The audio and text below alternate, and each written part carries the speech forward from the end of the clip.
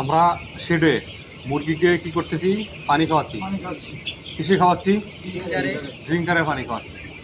এখন এই ড্রিঙ্কারে যদি প্রতিদিন পানি খাওয়াই, এতে সমস্যা কি হবে?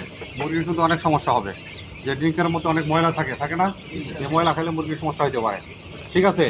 তারপর আবার তোমাদের এই ড্রিঙ্কারে পানি দেওয়া, এটা একটা কি হয়, পরিশ্রম হয়, সময় লাগে বেশি। ঠিক আছে। এই পরিশ্রমটা যাতে না হয় সেজন্য আমরা কি করছি, আমাদের যে ওয়াটার লাইন আছে না, এই ওয়াটার লাইনটা, আমাদের যে ওয়াটার লাইন আছে সেই ওয়াটার লাইনে আমরা মুরগিকে পানি খাওয়াবো। ঠিক আছে। কিন্তু তার আগে তো আমাদেরকে ওয়াটার লাইনে অভ্যস্ত করতে হবে, তাই না? তা আমরা কিভাবে ওয়াটার লাইনে মুরগিকে অভ্যস্ত করব সেই বিষয়টা জানো?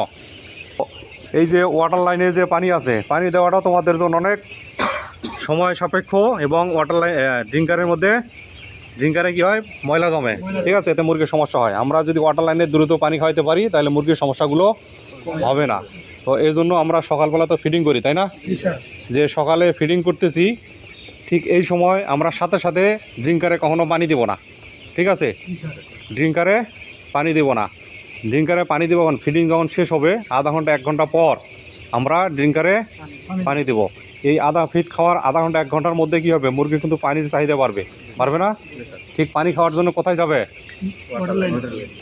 পানি খাওয়ার জন্য সেই ওয়াটার লাইনে যাবে। ঠিক আছে। ওয়াটার লাইনে গেলে মুরগি কী হবে, পানি খাইতে পারবে, এবং আস্তে আস্তে সেটা অভ্যস্ত হবে। আর হচ্ছে আমাদের যে ড্রিঙ্কার, মনে করো আমাদের এই শেডে 100টা ড্রিঙ্কার আছে। ঠিক আছে। একদিনে আমরা ড্রিঙ্কার উঠাবো না। আমরা হিসাব করো 4 দিন বা 5 দিনে আমরা ড্রিঙ্কার শেষ করব। তো প্রথম দিন তাহলে কী হবে, 20টা। 100টা ড্রিঙ্কার থাকলে প্রথম দিন 20টা ড্রিঙ্কার উঠায় রাখবো।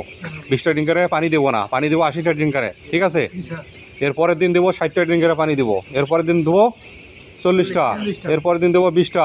এরপরের দিন দেখবো যে নাই। ঠিক আছে। এইভাবে 4-5 দিনের মধ্যেই আমাদের ড্রিঙ্কারে পানি দেওয়া শেষ। ড্রিঙ্কারের পরিমাণ কমে যাবে, আস্তে আস্তে ওয়াটার লাইনে পানি খাবে। ঠিক আছে। তাহলে অভ্যস্ত হবে।